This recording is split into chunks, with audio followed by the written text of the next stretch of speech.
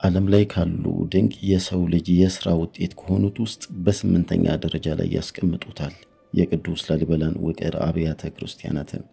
በ1521 ዓ.ም ፖርቹጋላዊው አልቫሬስ ከዚህ በላይ እንዳልጨምር ሰዎች አያምኑኝም ስል እሰጋለሁ፣ በእግዚአብሔር ምሕረት እምላለሁ፣ ከጻፍኩት ውስጥ አንዳች ውሸት የለበትም ሲል በውቅር አብያተ ክርስቲያናቱ ስነ ውበትና አሰራር መደነጉን ገልጿል። ላሊበላ ከአዲስ አበባ 700 ኪሎ ሜትር፣ ከባህር ዳር 334 ኪሎ ሜትር እንዲሁም ከዞኑ ዋና ከተማ ወልዲያ 168 ኪሎ ሜትር ርቀት ላይ ትገኛለች። እንኳን ለገና በዓል አደረሳችሁ እያለን ታኅሳስ 29 ላይ የቅዱስ ላሊበላ ልደትም አብሮ ይከበራል። ስለዚህ ጥቂት ነገር ስለ ገድሉ እንበላችሁ ብለን እነሆ ዛሬ ተገናኝተናል። ቻናሉን ሰብስክራይብ በማድረግ ያበረታቱ። እናመሰግናለን። የንጉሥ ላሊበላ ገድል ስለ ትውልዱ እንዲህ ይላል። አባቱ በላስታ አውራጃ የቡግናው ገዢ የነበረው ዣን ስዩም ሲሆን እናቱ ደግሞ አገልጋይ ነበረች።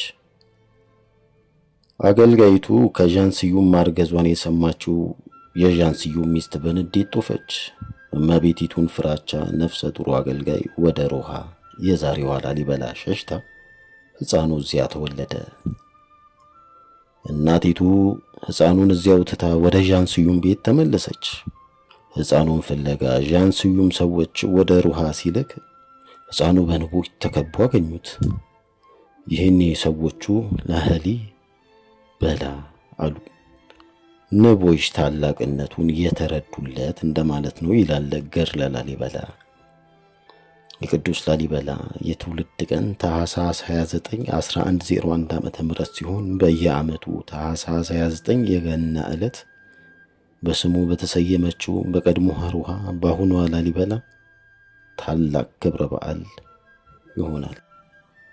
የላሊበላ ወንድም ሐርቤ ለአባቱ ዙፋን ከላሊበላ ይልቅ እየተገባ በመሆኑ ከሕጋዊ ሚስት የተወለደ እንደመሆኑ መጠንና ከላሊበላ ጋር ተያይዞ በሚነሳው ትንቢት ሳቢያ ወንድሙ በበጎ አላየውም። በዚህም የተነሳ ላሊበላ ሀገሩን ለቆ ወደ ኢየሩሳሌም አቀና። በዚያም ለብዙ ዓመታት ቆየ። ከስደት እንደተመለሰ መስቀል ክብራን አገባ። ቢሆንም ግን ወንድሙ ሐርቤንን ፍራቻ ወደ በረሃ ለመሰደድ ተገደደ። ስለ ላሊበላ ወደ ዙፋን አወጣጥ የሚጠቅሱ ዘገባዎች የተለያዩ ናቸው። አንድ ምንጭ ሐርቤ የላሊበላን መንገስ አይቀሬነት ስለተገነዘበ ዙፋኑን ለላሊበላ ለቆ ገብረ መስቀል ብሎ አነገሰው ሲል፣ ሌላኛው ደግሞ በጦርነት ላሊበላ ወንድሙን አሸንፎ ዙፋኑን እንደወረሰ ይገልጻል። የሆነው ሆኖ ላሊበላ በ1156 ዓመተ ምህረት ገብረ መስቀል ተብሎ ነገሰ። ለ40 ዓመታትም ገዛ። ኢትዮጵያዊ ምንጮች እንደሚሉት ላሊበላ አንድ ልጅ ብቻ ነበረው፣ ይትባረክ። ምዕራባውያን ምንጮች ደግሞ ሌላ የይትባረክ ታናሽም ነበር ባይ ናቸው፣ አትያብ የተባለ። ላሊበላ ያስተዳድረው የነበረው ግዛት እጅግ ሰፊ እንደነበረ ይነገራል። ይኸውም ከአባይ እስከ ምጽዋ፣ ከወንጭት እስከ መተማ፣ ከሐረር እስከ ዘይላ፣ ከጅማ እስከ ጫጫ፣ ከሲዳሞ እስከ ነጭ አባይ ይዘረጋል። ንጉሥ ላሊበላ ይህንን ሰፊ ግዛቱን በአራት ከፍሎ በአራት አስተዳዳሪዎች ያስተዳደር የነበረ ሲሆን አቡሳሊ የተባለ የወቅቱ ጸሐፊ የላሊበላን ግዛት በተመለከተ በዓለም ላይ ካሉ አራት ታላላቅ ነገሥታት አንዱ የትኛውም ንጉሥ ክንዱን አይቋቋመውም ብሎለታል። ላሊበላ በንግስና ዘመኑ ከሌሎች ሀገራት ጋር መልካም ወዳጅነት ፈጥሮ ነበር። በወቅቱ ከግብፅ ጋር ተቋርጦ የነበረው የንግድ ግንኙነትም ተጀምሯል። በግብፅ በነበሩ ክርስቲያኖች ላይ የሚደርሰው መከራ ጋብ ብሏል። መንፈሳዊው ንጉሥ ላሊበላ ከሚታወቅባቸው ነገሮች አንዱ ዋነኛው በዘመኑ ከአንድ ወጥ ድንጋይ ያስፈለፈላቸው 11 ውቅር አብያተ ክርስቲያናት ናቸው። ፍልፍል አብያተ ክርስቲያናቱ በ3 መደብ የተከፈሉ ሲሆን ሁሉም የመሬት ውስጥ ለውስጥ መተላለፊያ ያላቸው ናቸው። በመጀመሪያው መደብ ውስጥ ቤተ መድኃኔዓለም፣ ቤተ ማርያም፣ ቤተ መስቀል፣ ቤተ ደናግል፣ ቤተ ጎልጎታና ቤተ ሚካኤል ሲገኙ በሁለተኛው መደብ ውስጥ ደግሞ ቤተ አማኑኤል፣ ቤተ መርቆሪዎስ፣ ቤተ ሊባኖስና ቤተ ገብርኤል ይገኛሉ። በሦስተኛው መደብ የሚገኘው ቤተ ጊዮርጊስ ብቻ ነው። ቤተ ጊዮርጊስ ከሁሉም አብያተ ክርስቲያናት በስተመጨረሻ የተሰራና እጅግ ያማረ፣ በኪነ ሕንፃ ውበቱም ከሁሉም የላቀ ነው። ይህም የአብያተ ክርስቲያናቱ ሰሪዎች በስራቸው ከጊዜ ወደ ጊዜ እየተራቀቁ የመምጣታቸው ምስክር ነው። አብዛኛውን ጊዜ የላሊበላ አብያተ ክርስቲያናት ሲወሱ የሚታየው ምስል የዚሁ የቤተ ጊዮርጊስ ምስል ነው። ገድለ ላሊበላ እንደሚያስረዳው የፍልፍል አብያተ ክርስቲያናቱ ስራ የተጀመረው በላሊበላ 10ኛ ንግስና ዘመኑ ነው። ስራውን ለማጠናቀቅ 23 ዓመታት ፈጅቷል ይላል ገድለ ላሊበላ። ቤተ መድኃኔዓለም ቤተ መድኃኔዓለም ከሁሉም አብያተ ክርስቲያናት ትልቁ ነው። በዚሁ ቤተ ክርስቲያን በስተ ሰሜን በኩል የቤተ ክርስቲያኒቱ ዋና አርክቴክት እንደሆነ የሚነገርለት የሲዲ መስቀልና የሁለት ጓዶቹ መቃብር ይገኛል። ቤተ ጊዮርጊስ፣ ቤተ ገብርኤል።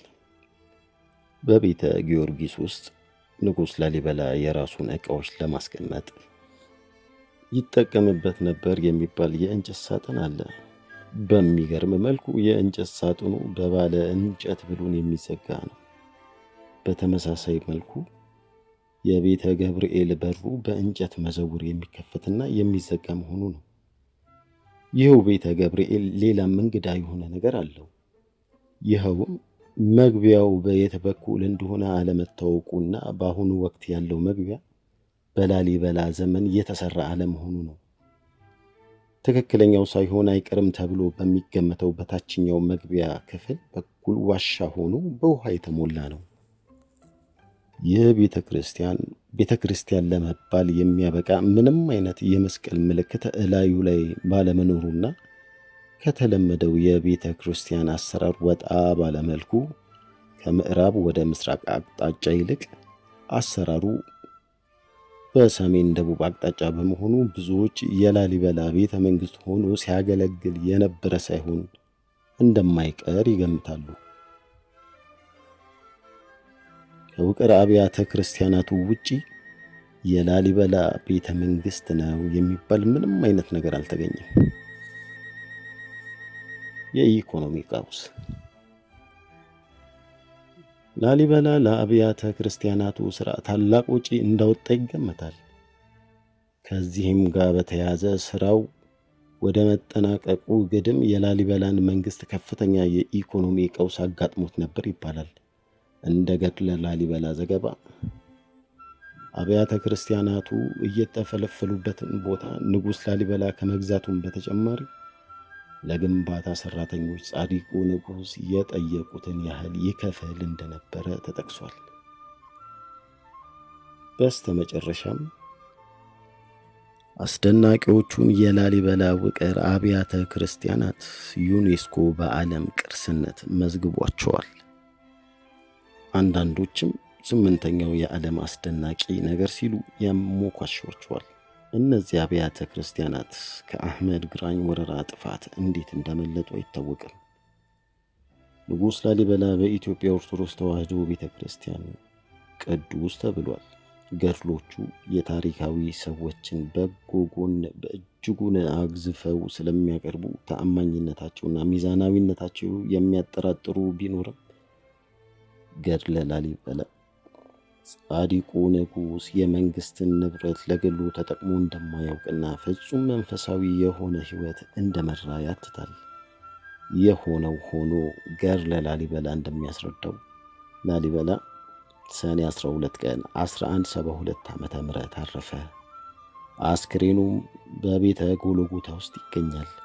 የላሊበላ ውቅር አብያተ ክርስቲያናት ሲታሰቡ በ1521 ወደ አገራችን መጥቶ የነበረው ፖርቹጋላዊው ተጓዥ ፍራንሲስኮ አልቫሬስ ስለ ቤተ ክርስቲያናቱ የጻፈውን ምንጊዜም የሚታወስ ነው። አልቫሬስ ስለ ቤተ ክርስቲያናቱ በስፋት ከዘረዘረ በኋላ ድንገት ትንታኔውን ገታ አድርጎ እንዲህ ይላል። ከዚህ በላይ እንዳልጨምር ሰዎች አያምኑኝም ስል እሰጋለሁ። በእግዚአብሔር ምሕረት እምላለሁ፣ ከጻፍኩት ውስጥ አንዳችም ውሸት የለበትም። አበቃው። መልካም በዓል ይሆንላችሁ።